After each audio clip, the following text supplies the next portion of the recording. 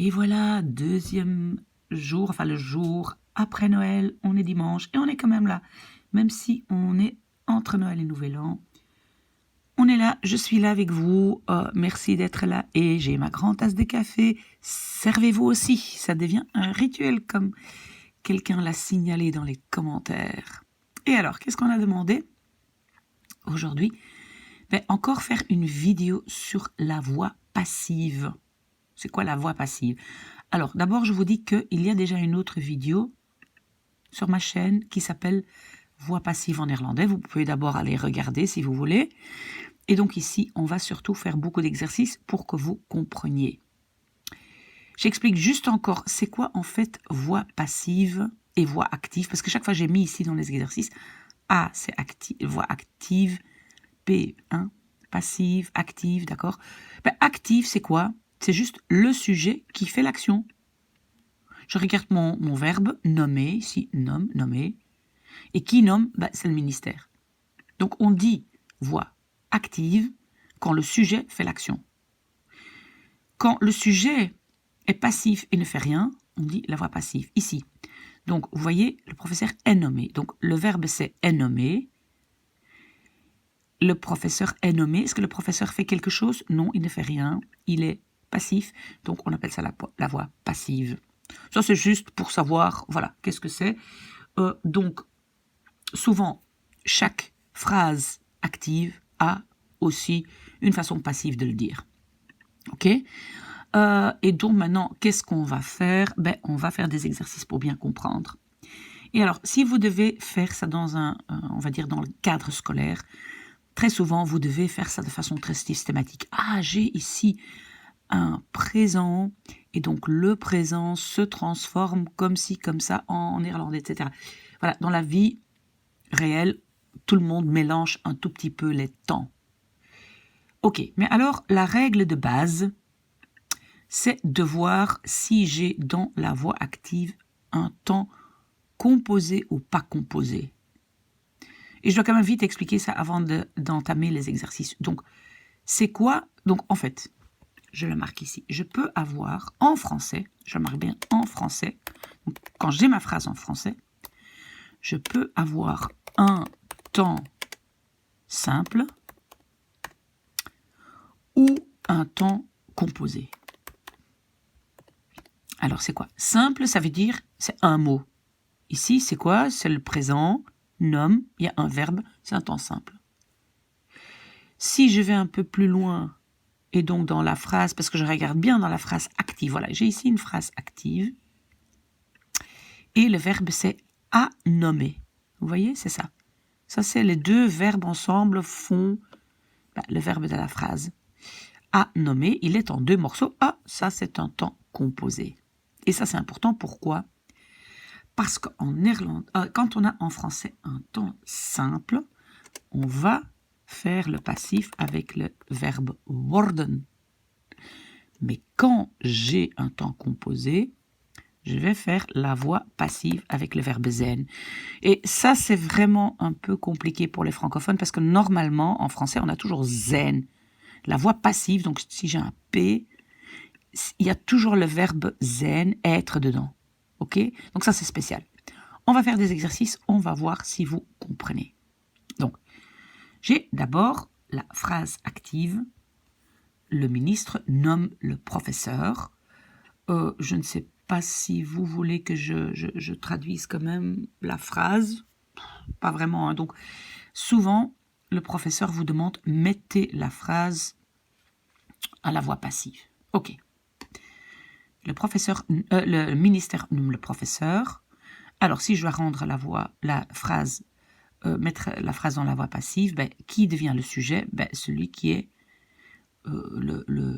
l'objet dans l'autre phrase. Donc, c'est le professeur est nommé par le ministère. Vous voyez? Donc, c'est le professeur qui ne fait rien, il est nommé. Et donc, on va devoir traduire ça. Donc, le professeur de leraar, oui, déjà une faute, de leraar. Et maintenant, j'ai en français, ici, un temps simple à la voix active. Vous voyez, c'est un temps simple, donc je vais devoir utiliser worden. Ok. C'est worden. Voilà, donc je ne vais pas traduire zijn, je vais traduire worden. De leraar wordt, hein, wordt dt, troisième personne singulier.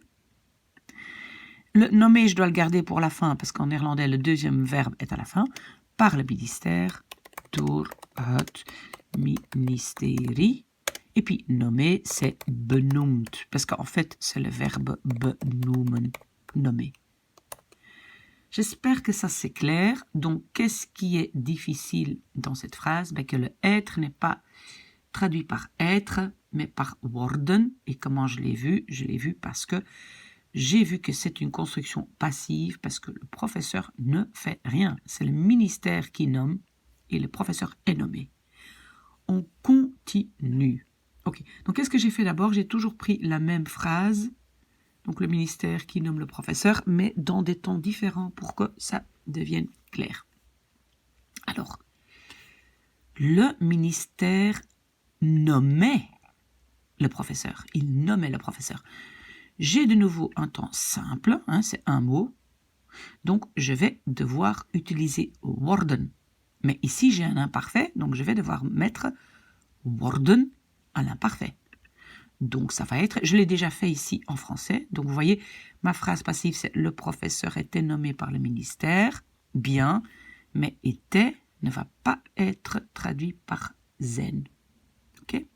Donc, de leraar, encore une faute, et maintenant c'est pas was, mais werd, hein, imparfait de worden, door het ministerie, et puis à la fin, benoemd. Voilà, j'ai ma phrase. Ok, alors, le ministère a nommé le professeur. Ici, j'en ai deux verbes a et nommer, donc je vais devoir utiliser le verbe être pour la phrase, la voix passive. Donc, le professeur a été nommé, le a été, comme en français, en néerlandais, va être être. Okay? Donc, qu'est-ce que je vais écrire? De leraar. Et maintenant, donc, a été, is, door het ministerie benoemd. Donc, est nommé. Et vous voyez bien, hein, a été, ça devient is. De leraar is door het ministerie benoemd. Très bien. Et donc, qu'est-ce que je voulais dire? Dans le langage courant, ben, on dit autant de leraar werd door het ministerie benoemd. On mélange ça avec de leraar is door het ministerie benoemd. Voilà, ici, on est vraiment dans des exercices grammaticaux, mais dans la vie normale, on utilise les deux et on les mélange. Hein. Ok. Très bien. Alors, on a encore un autre temps. Voilà, ici. Donc, le ministère avait nommé, j'ai avait et nommé, deux verbes. Ok. Donc, je vais utiliser en néerlandais le verbe être. Mais avait. Oh, pardon, attendez, je suis dans la phrase active encore. Donc, je vais quand même devoir utiliser zijn. Ça, je mets déjà ici. Donc, ça va être le verbe zijn. Voilà. Et donc, non, je suis à la phrase passive. Donc, le professeur avait été nommé par le ministère. De leraar. Et avait été. Donc, en fait, qu'est-ce que je vais faire? Je vais prendre l'imparfait indiqué par avait du verbe être. Voilà. Donc, was. Et puis, door het ministerie. Et puis nommé benoemd. Voilà. Je pense que la complication, c'est vraiment le fait qu'en français, on dit avait été. Et tout ça, en néerlandais, devient was. Même chose ici. On avait ici a été, devient is. D'accord? Voilà. Donc ça, c'est peut-être la complication. Voilà, donc ça, c'est... Maintenant, j'ai eu plus ou moins tous les temps. hein, de l'actif vers la voix passive. Mais alors, qu'est-ce que je fais avec les verbes de modalité? Vous voyez, entre-temps, je pense que vous savez, ça ici, ce sont les verbes de modalité. Et ça veut dire quoi? C'est que ce sont des verbes avec lesquels, après, on utilise un infinitif, plus infinitif. Donc, ik zal eten, ik zou eten, ik moet eten, ik kan eten, ik wil eten. Ça va? Ok, alors, qu'est-ce qui est spécifique avec ces verbes-là? Ben, de nouveau, donc, je réfléchis de nouveau. Donc, le ministère nommera. Nommera, c'est un futur, c'est un verbe en français. Donc, ça veut dire qu'en néerlandais, je vais devoir utiliser, pardon, pas zijn, mais worden, parce que c'est un temps simple. Et donc, je dois trouver la traduction de le professeur sera nommé par le ministère. De leraar. Ben, sera, ben, évidemment, oui, il y a donc cet élément qui forme le futur, zal. Et maintenant, je dois mettre ça, hein, parce qu'en néerlandais, après le premier verbe, je mets le reste. Door het ministerie. Et maintenant, donc, je dois mettre worden. Et je dois mettre nommé. Alors, comment ça se passe? De leraar zal door het ministerie benoemd worden. Voilà. Et donc, quand j'ai ces verbes de modalité, donc au lieu de dire worden benoemd, parce que vous allez dire, ok, je mets zal worden, parce que le zal, il appartient quand même à worden, et puis je mets le benoemd derrière, pas vraiment. Écoutez, si maintenant vous dites worden benoemd, c'est pas grave. Si vous aviez fait la phrase de leraar, et encore une fois, une faute de leraar zal door het ministerie worden benoemd, ce n'est pas vraiment une faute. Hein? Parce que ça, c'est l'ordre normal. Donc ça, c'est le futur de worden, zal worden, et puis benoemd. Mais, souvent, le worden est à la fin. D'accord?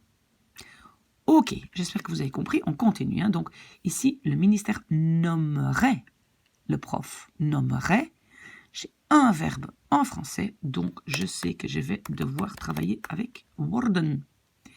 Et donc, ma phrase devient, le prof serait nommé par le ministère. Donc, d'abord, le prof de leraar, encore une fois, de leraar. Et maintenant, serait, c'est un conditionnel, et vous savez que le conditionnel est formé avec zou.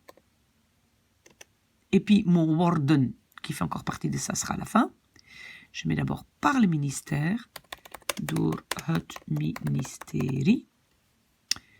Door het ministerie. Et maintenant, normalement, pour finir mon verbe serait, je dois mettre worden, parce que c'est zou worden.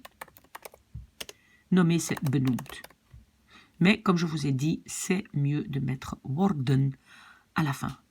Ça va? Je le mets ici à la fin. Ok? Mais ce n'est pas une faute de le mettre devant. Voilà. On y est. De leraar zou door het ministerie benoemd worden.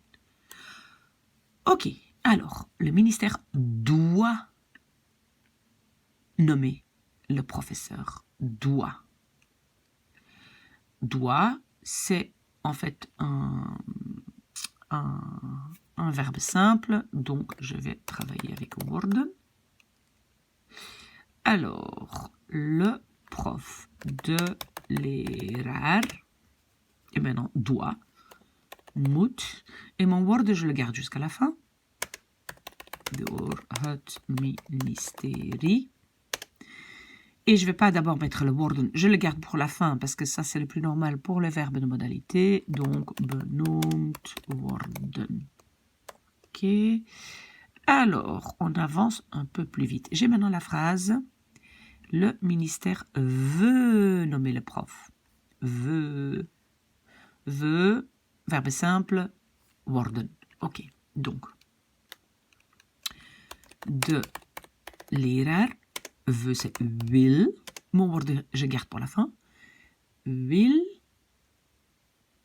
door het ministerie benoemd d'accord? J'utilise worden parce que veut est un verbe simple. D'accord? Ok. Alors, on a parfois quand même, donc quand on a cette voix passive dans la P2, donc dans la phrase subordonnée, parfois c'est quand même un peu plus compliqué. Donc, j'ai donné un exemple. J'ai appris que le ministère nommera le prof. D'accord? Nommera, c'est un verbe simple en français dans la phrase active. Donc, je vais utiliser le verbe worden. Ok. J'ai appris que le prof sera nommé par le ministère. Ik heb vernomen, j'ai appris, dat de leraar. Et je dois mettre tous mes verbes à la fin, hein. Vous savez, parce que j'ai un dat, j'ai une subordonnée. Dat de leraar door het ministerie. Alors, sera, c'est zal worden. Zal, je garde mon worden pour la fin. Benoemd worden. Voilà. Dat de leraar door het ministerie zal benoemd worden. On peut aussi dire benoemd zal worden. Mais moi, je trouve qu'on doit garder toujours la même règle pour ne pas tout confondre. Alors, j'ai encore, je pense, un cas avec on. Oh, j'ai encore beaucoup d'exercices, mais bon, on n'est pas obligé de faire tout. Mais alors, il y a encore quelque chose de spécifique. En français, on utilise très facilement le mot on. Par exemple, on danse beaucoup. En néerlandais, on n'utilise pas beaucoup le on. On va utiliser une phrase en voix passive. D'accord? Donc, on va utiliser le petit, on peut dire ça, un petit sujet qui s'appelle plus la construction passive. Alors, ça devient quoi? On danse beaucoup. Mais danse, c'est un verbe simple, donc ça va être worden. Wordt veel gedanst. Voilà. Wordt veel gedanst. Et donc ça, je ne sais pas, peut-être c'est un peu compliqué. Wordt veel gedanst. Donc en français, en néerlandais, pardon, c'est une construction passive, alors qu'en français, c'est juste construction on. Donc peut-être, idéalement, vous apprenez une phrase par cœur et comme ça, vous connaissez le système. Alors, je vais donner encore quelques exemples. On y parle néerlandais. Wordt daar Nederlands gesproken. Et vous voyez que donc on utilise alors worden parce que c'est un verbe simple et alors le participe passé. Wordt daar Nederlands gesproken. Ok. On voyage beaucoup aujourd'hui. Wordt vandaag veel gereisd. Ok. Pourquoi en fait? Parce que bon, on n'a pas un autre sujet. On peut pas, il n'y a pas un objet qui devient sujet, donc on met le petit wordt vandaag veel gereisd. C'est comme je dis, c'est toujours bien quand on a une nouvelle construction d'apprendre par cœur une construction pour bien s'en sortir. On en parle depuis longtemps. Wordt veel. Non, pas veel. Depuis longtemps. Sinds lang. Over gesproken.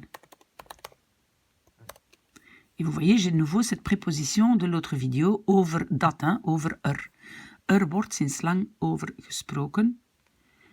On peut aussi, si on fait référence à la vidéo précédente, daar wordt sinds lang over gesproken. Vous voyez? Ok, mais je vais peut-être arrêter, ça fait déjà une longue vidéo. J'ai encore ici mais au passif. Encore plein, c'est un mélange de verbes. Est-ce que je vais faire une nouvelle vidéo? Bah oui, pourquoi pas. Donc encore des exercices mais au passif. Allez, je fais une deuxième vidéo encore.